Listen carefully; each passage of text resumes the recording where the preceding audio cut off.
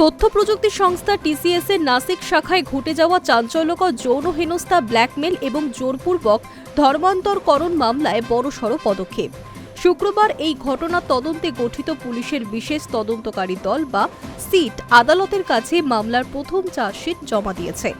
Session কোর্টে পেশ করা এই চার্জশিটটি প্রায় ১,৫০০ পাতার, যেখানে একাধিক অকাট্য তথ্য প্রমাণ তুলে ধরা হয়েছে।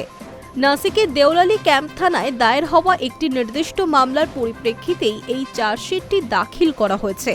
ঘটনার পর থেকে দফায় দফায় মোট ৯টি এফআইআর রুজু হয়েছে, যার ভিত্তিতে তদন্তে নেমে পুলিশ এখনো পর্যন্ত মোট ৮ জন অভিযুক্তকে গ্রেফতার করতে পেরেছে। শুক্রবার যে ৪ জন মূল অভিযুক্তের বিরুদ্ধে সেশন কোর্টে চার্জশিট জমা পড়েছে তারা হলেন দানিশ এজাজ শেখ, তৌসিফ বিলাল আতার, নিদা এজাজ খান এবং মতিন মজিদ প্যাটেল। পুলিশ সূত্রে খবর, ধৃতদের মধ্যে মতিন মজিদ প্যাটেল হলেন আসাউদ্দিন ওয়াইসির দল AIMIM এর একজন কর্পোরেটর। তার বিরুদ্ধে অভিযোগ, মূল মামলার অন্যতম অভিযুক্ত নিদা খান যখন গ্রেফতারি এড়াতে পুলিশি নজরদারি এড়িয়ে গা ঢাকা দিয়েছিলেন, তখন মতিন তাকে ছত্রপতি সম্ভাজিনগরের নিজের বাড়িতে আশ্রয় দিয়েছিলেন। অপরাধীকে আড়াল করার অপরাধেই তাকে জালে তুলেছে পুলিশ। কি ধারা আনা হয়েছে অভিযুক্তদের বিরুদ্ধে? ১,৫০০ পাতার ওই সুবিশাল চার্জশিটে ভারতীয় ন্যায় সংহিতা এবং তফসিলি জাতি এবং উপজাতি আইন বা SC/ST অ্যাক্টের একাধিক গুরুত্বপূর্ণ ধারা যুক্ত করা হয়েছে।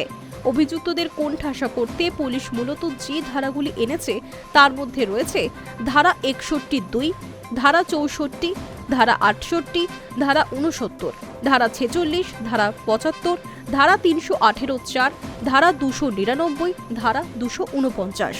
তদন্তকারী আধিকারিকদের দাবি, শুধুমাত্র মৌখিক বয়ান নয়, ধৃতদের বিরুদ্ধে আদালতে জমা দেওয়া হয়েছে অকাট্য ডিজিটাল এবং ফরেনসিক প্রমাণ। চার্জশিটের একটা বড় অংশ জুড়ে রয়েছে নির্যাতিতা এবং মূল অভিযুক্তদের মধ্যে হওয়া চ্যাটের স্ক্রিনশট। হোয়াটসঅ্যাপের কথাবার্তা ছাড়াও উদ্ধার করা হয়েছে অভিযুক্তদের ইমেলের আদান প্রদান। এই সমস্ত ডিজিটাল নথি খতিয়ে দেখলে স্পষ্ট হয়ে যায় কিভাবে ওই তরুণীকে দিনের পর দিন মানসিক এবং শারীরিকভাবে হেনস্থা করা হয়েছে এবং ধর্মের দেওয়াল তুলে চাপ সৃষ্টি করা হয়েছে। প্রথমে এই কর্পোরেট সংস্থায় কর্মরত ৮ জন তরুণী এবং মহিলা কর্মী সাহস জোগাড় করে নাসিকের ওই আইটি ইউনিটের ভেতরের অন্ধকার দিকটি সামনে আনেন। তাদের অভিযোগ ছিল কর্মক্ষেত্রে তাদের উপর চূড়ান্ত মানসিক নির্যাতন চালানো হয়েছে, যৌন হেনস্থা করা হয়েছে এবং নির্দিষ্ট একটি ধর্মে দীক্ষিত হওয়ার জন্য লাগাতার চাপ সৃষ্টি করা হচ্ছিল।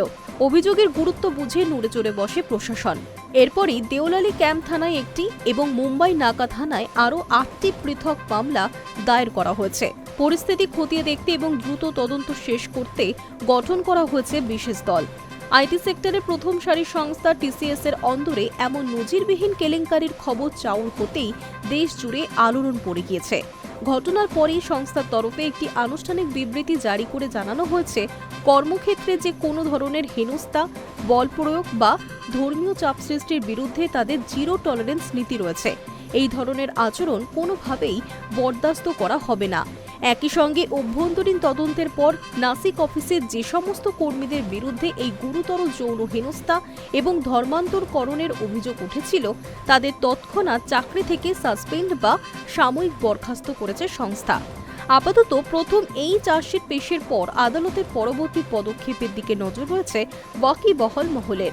পুলিশের দাবি, ধৃতদের কঠোরতম শাস্তির জন্য বাকি মামলাগুলিরও দ্রুত চার্জশিট তৈরি করা হচ্ছে। Hi news network.